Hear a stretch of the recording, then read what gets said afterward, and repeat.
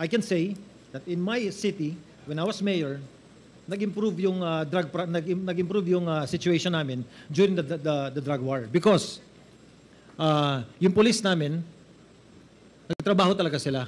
As a matter of fact, during the course na marami silang hinuli, in less than 2 months, Mr. Chair, there are over 900 people who surrendered in front of my city hall when I was mayor. There are over 900 people who surrendered in front of my city hall when I was mayor. Why? Because natatakot ho sila na mamatay and they surrendered. Natatakot ho sila na mamatay and they surrendered. Congressman Gomez. Thank you, Mr. Chair. I just would like to add in their conversation, Mr. Chair. I was a mayor when the drug war was implemented, Mr. Chair. And let me tell you, nasa lahat ng implementation sila against the fight against drugs, hindi ka pwedeng lumapit sa drug pusher o sa drug lord at sabihin mo, pwede ho ba tumigil na ho kayo? Kasi lahat ito, all of these people, all of these personalities, they have firearms. Hindi mo pwedeng sabihin sa, tumigil ka na. Ay babarili ka kagad ng mga yan. So during the implementation na nanguhuli sila at hinaharang nila to, nagkakaputukan talaga and that is really true. Sad na may namamatay. Sad pati yung polis na sasama. Pero inuutusan yung polis eh. Trabaho nila, Mr. Chair, pag sinabi ng higher up sila, gawin nyo ito. They will do what they're told. And that's the reason na marami namatay. Both from the civilian, both from the police, pati na rin yung mga drug personalities. Now, Mr. Chair, in our conversations, there are two more items that I'd like to bring up, Mr. Chair.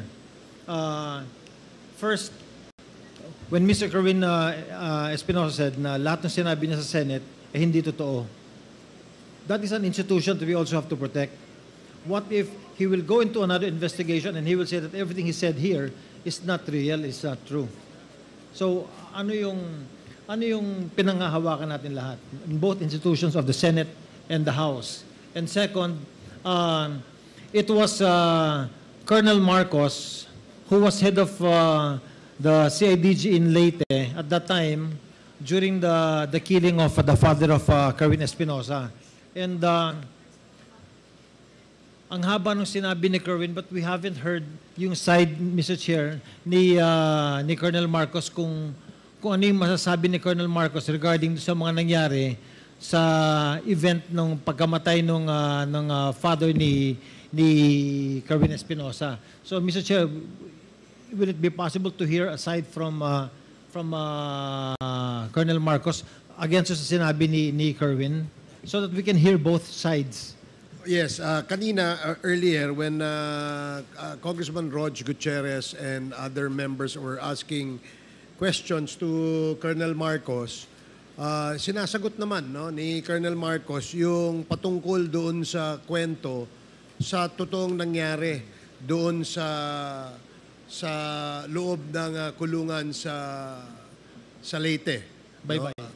And somehow he has already given some information to the committee as to kung ano naman yung side o yung version ng story on the side of Colonel Marcos. Yes, earlier, may mga comments na dinagdag si Colonel Marcos, but we reminded him na hindi pa pwedeng sumobra yung kanyang sagot dun sa tanong na tinatanong ni Congressman Gutierrez, and we promised him that we will give him time later on before we shift to another topic para magkaroon din ng pagkakataon siya sa committee ito na magkwento o mas masagot yung mabigyan ng isang side o isang angulo yung sinasabi naman ni Kerwin Espinosa. And we will give him that later, Your Honor. But Mr. Chair, yes. Also if we can take up protecting our institution and the Senate. I absolutely agree yes. with you, Congressman Gomez. In fact, paalala lang sa ating mga resource persons na naimbita, for the information na rin ng ating publiko, hindi naman po 101% pinaniniwalaan natin ng kumiting ito ang kanilang mga testimonya. The only reason why we are asking them to execute an affidavit nang sa ganon ay hindi po tayo balikan in the future para sabihin nila na sila ipinressure, tinakot, pinilit, o hindi kaya isinubuan ng statement. And that is the reason why we require them to execute an affidavit. So ito ang gusto nating sabihin because we really want to protect the institution, both the Senate at itong lower house. Dahil po tayo dito sa Quadcom, ang ating layunin, wala naman iba kundi ipalabas ang katotohanan. Kung meron man pong lumalabas na mga personalidad o pangalang nababanggit, base sa mga testimonya o hindi kaya sa dokumentong isinasubmit sa atin, yan po ay tinitimbang natin. Nang sa ganoon, pag tayo'y gumawa ng committee report, lahat po ng side ng kwento ay kasama ho sa ating committee report.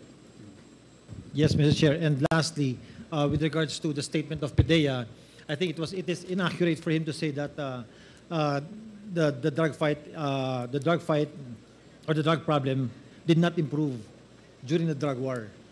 I can say that in my city, when I was mayor, nag-improve yung nag-improve yung situation namin during the drug war because yung police namin nagtrabaho talaga sila.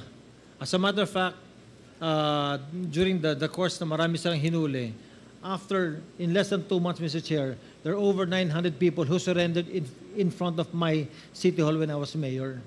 Why? Because natatakot ho sila na mamatay and they surrendered.